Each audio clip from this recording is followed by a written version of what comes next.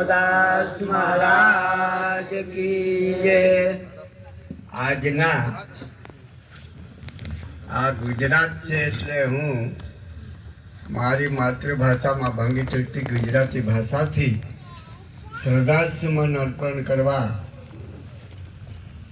આ શ્રદ્ધાંજલિ મંડપ મધ્યે આ કુટુંબના વડીલ એવા લક્ષ્મણભાઈ ભક્તશ્રી જેનો દેહ વિલય થયો, જે નિમિત્તે આજે 12 દિવસ પર એમને ઉત્તર કાર્ય, આપણી ભાષામાં 12મા વિધિ કહીએ, એ નિમિત્તે આજે સગા સ્નેહીઓ, કુટુંબીઓ, ભક્ત ભાઈઓ, માતા બહેનો અને સ્વર્ગસ્થના પરિવારજનો અને એમના સાથે સંકળાયેલા સંબંધી ભાઈ બહેનો તેમાં દૂર દૂરથી પધારેલા, આમંત્રિત, નિમંત્રણ કરેલા સર્વે સગા સ્નેહીઓ અને ભક્ત મંડળના ભાઈ બહેનો, ખરેખર આજે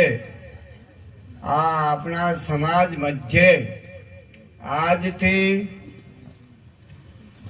60 થી 70 વર્ષ આગળ આ ઉત્તર ક્રિયા 12મા વિધિ કઈ રીતે થતી હશે, પણ અત્યારે આપણા સમાજ ભક્તિના માર્ગે જ્યારથી લાગ્યા છે, ભક્તિ મહિમાની અંદર આપણા વડીલો ભક્તિ કરી ગયા છે, લક્ષ્મણદાસ મહારાજ જેવાએ આ ગામને, આ વિસ્તારને ભક્તિનો મહિમા ફેલાવીને જ્ઞાન વિજ્ઞાન પ્રાપ્ત કરાવીને આવા ભવ્ય મંડળ પાડીને દુઃખદ પ્રસંગ છે છતાં સુખદમાં ફેરવીને આપણે ગાદી ગદલા નાખીને આપણને બેસવાનું આસન આપ્યું છે, એવી સદબુદ્ધિ આપનાર આપણા લક્ષ્મણદાસ મહારાજ, માધુદાસ મહારાજ એવાઓને આપણે ખૂબ ખૂબ બલિહારી છે, એમને ખૂબ ખૂબ આભાર માનીએ તો ઓછું છે, કારણ કે આ વિસ્તાર ઊંડાણ વિસ્તાર હતો।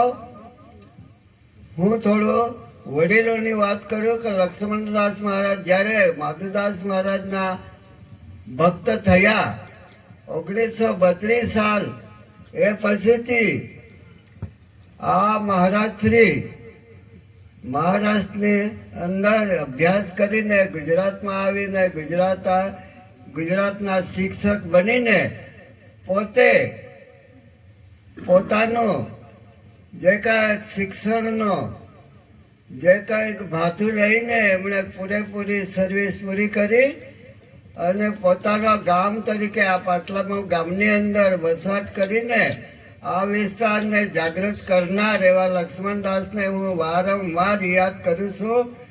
એમના પરિવારમાંથી એમના દીકરા શંકરભાઈ મહારાજ, એમની દીકરી આ કુટુંબ સાથે સંબંધ જોડેલો અને પરણાવીને એમની જોડે સંબંધ બાંધ્યો હતો અને એમને સારું એવું સંસ્કાર આપીને ભક્ત બનાવીને એ કુટુંબના એ વડીલને ખરેખર આવું ભવ્ય સંસ્કાર આપીને એમણે એમના પરિવારજનોને પણ સંસ્કાર આપ્યો છે। એટલે જ આપણને એમના વડીલની અંદર વડીલ જતા રહેવાથી આપણને ખોટ પડી છે, એ ખોટ પરમાત્મા ખરેખર આપણને સદબુદ્ધિ આપી છે કે આ ગયા છે એમના પરિવારજનોએ આવો એક યજ્ઞ જેવો રચીને ભજન અને ભોજન કરાવ્યું છે ને ભવ્ય મંડપ પાડીને આપણા સગા કુટુંબીઓને જે કંઈક સંસ્કારી જનોને બોલાવીને એમના કાર્યકરણની અંદર ભજનથી અને ભજનના મહિમાથી, પ્રાચીન સંતોના વાણીથી એમના દુઃખદ પ્રસંગને સુખદમાં ફેરવે છે, એ બદલ એ પરિવારજનોને આપણે ખૂબ ખૂબ આભારી છીએ। ને એમાં મને નિમંત્રણ કર્યો છે, હું જાણું છું ત્યાં સુધી આ મહારાજશ્રીનો ઋણ અમે ખાધું છે, એટલે અમારા અંતરમાં એ ભાવના છે, એ જાણી જોઈને એમના પર નિમંત્રણ મળતા જ મને એવું લાગ્યું કે ખરેખર આ પરિવારમાં મારે જવાની જરૂર છે અને મારે બે શબ્દ સંસ્કાર રૂપે સમાજ રૂપે બે શબ્દ મારો કહેવાનો ફરજ પડે છે. એ નાતે હું અહીંયા આવ્યો છું. આટલી સંખ્યા જોઈને પરિવારજનોને ખૂબ આગતા સપ્તાહથી સંતોનો અને અમારા જેવા વડીલોનો ખૂબ ખૂબ જ સારી સ્વાગત કર્યું. ફૂલથી, ફુલહારથી અને આપણા ભાવથી ખૂબસૂરત સુંદર રીતે આ કાર્યક્રમને ઉજાગર કરે છે અને ખરેખર સુંદર રીતે સમાજને નિમંત્રણ આપીને એમના દુઃખદ કાર્યની અંદર આપણને ભાગીદાર બનાવ્યા છે. એ બદલ ખૂબ ખૂબ હું આભારી છું. દુઃખદ કાર્યને ભક્તિથી અને પ્રાચીન સંતોના ભજન વાણીથી જે સંસ્કાર કરવામાં આવે એ ઉત્તમ કહેવામાં આવે છે. આ ઉત્તમ કાર્ય દુઃખદને સુખદમાં ફેરવીને આ કુટુંબને શાંતિ આપવાનું કામ કરવાનું છે. એમને રડાવવાનું નથી. જે જ્યારે રડ્યા હતા ત્યારે રડ્યા, પણ આજે એમને આંસુ પાડતા હોય એ આંસુ સારવા માટે આપણે ઉપસ્થિત થયા છે કે આ તો પરમાત્માની અકળ ગતિ છે. થતું જ આવ્યું છે ને થાય છે ને થવાનું છે. એમાં કોઈ મીનમેક નથી. ખરેખર આ કુટુંબ સહન શક્તિ કરવા વાળું છે. એની અંદર પરમાત્મા અને માધુદાસ મહારાજે અને લક્ષ્મણદાસ મહારાજે સંસ્કારો આપ્યા છે આ દુઃખ સહન કરવા માટે. એટલે સમજ્યું છે અને સમજ દ્વારે ખરેખર સુંદર રીતે આજે શાંતિ જાળવીને બેઠા છે. અને ને તો અહીંયા તો તુરનો વાદ્ય વાગતો ને આપણે બધા નાચતા એવો પ્રસંગ નથી આજે. એ સંસ્કારો સુધારો કર્યો છે, રૂઢિરિવાજોની અંદર સુધારો કર્યો છે. એટલે જ અહીંયા આપણે સંસ્કારી બનીને આવા ભજનિકોના ભજનથી આપણે સાંભળીને આપણા વડીલો, આપણા જે પૂર્વજો, આપણા જે કંઈક દેહ વિલય થયા છે એવાઓને આપણે ખરેખર અનુભૂતિ કરીને યાદ કરીએ છીએ. એ ભજનથી અને સ્મરણથી આપણે યાદ કરવાનું છે.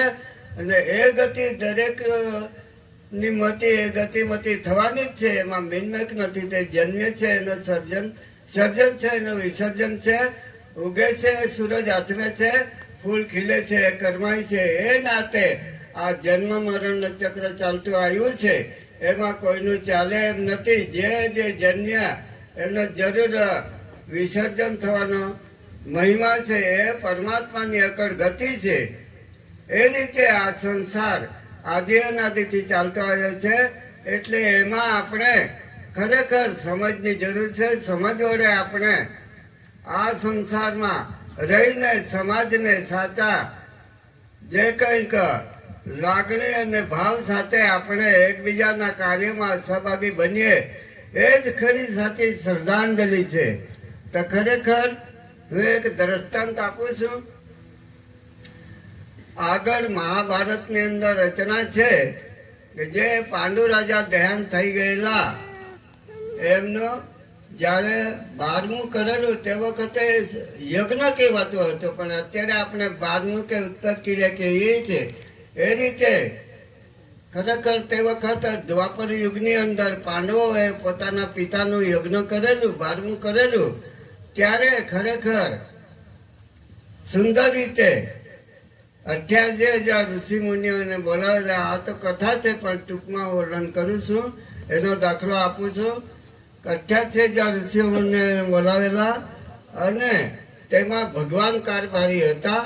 એટલે ભગવાનને યજ્ઞ પાર પાડવા માટે ખરેખર 88,000 ઋષિઓને બોલાવેલા.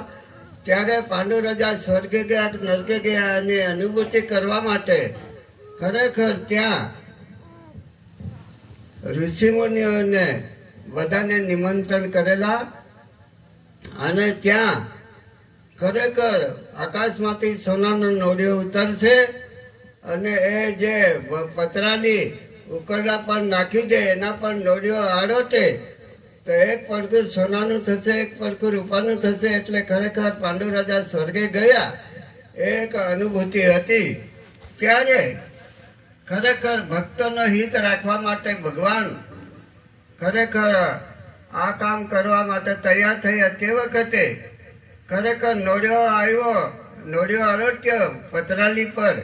જે લોકોએ ખાધું પતરાલી નાખી દીધેલી પતરાલી પર નોળિયો આરોટ્યો, પણ સોના રૂપાનો નહીં બન્યો. એટલે ભગવાને કીધું કોઈ ભૂખ્યું લાગે છે માટે તપાસ કરો.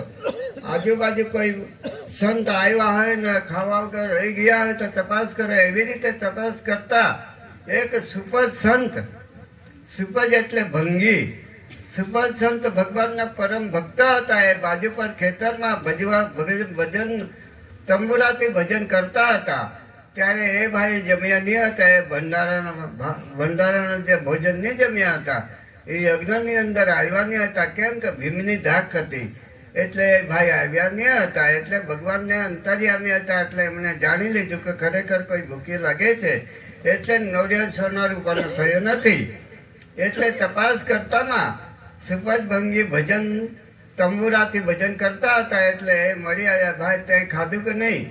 તો મેં ખાધું નથી, હું ત્યાં યજ્ઞમાં આવ્યો નથી, મને ભીમભાઈની ધાક લાગે છે, અમારા જેવા ગરીબને ત્યાં કોણ બોલાવે, એટલે હું આવ્યો નથી ને જમ્યો નથી.